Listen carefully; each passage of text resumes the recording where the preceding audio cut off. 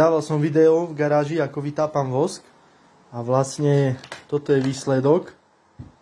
Takýto krásny voskový koláč. Toto tu už je na 2-krát prevárané. Práve aby sa tie nečistoty usadzovali na tom spodku. A vlastne aby sa to za každým zoškrabalo. Toto tu už nie sú nečistoty, toto už je taký hnedý vosk. Tam už nie sú vlastne tie nečistoty na tom. Takže toto už sa môže normálne použiť. No a na to, aby koláč voskový takto pekne sa usadil a nepraskol, tak musí dlho chladnúť, veľmi dlho chladnúť. No a tu mám dekou zakrytý kotlík, tu je druhý koláč. Tak to nejak to vyzerá.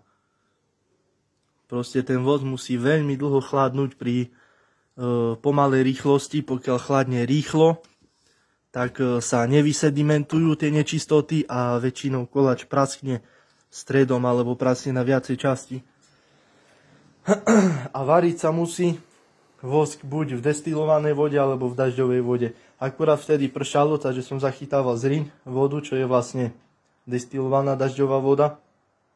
Nemôže sa variť v tvrdej vode, lebo potom dochádza ku reakciám medzi tými minerálmi, tým vodným kameňom a voskom na hranici toho vosku, na tom rozhraní, kde sa strieda vosk s tou vodou, ktorá je pod voskom. A tu sa vytvára zmydelnená vrstva, čo je vlastne taká keby pena vosková. No a vlastne toto, keď sa všetko zoškrabe, lebo v tej voskovej pene potom sú aj tie nečistoty, tak sa prichádza vlastne o čas vosku, hej, lebo sa to zoškrabe jednoducho ako nečistota. Takže musí sa v mäkkej vode jednoznačne variť vosk.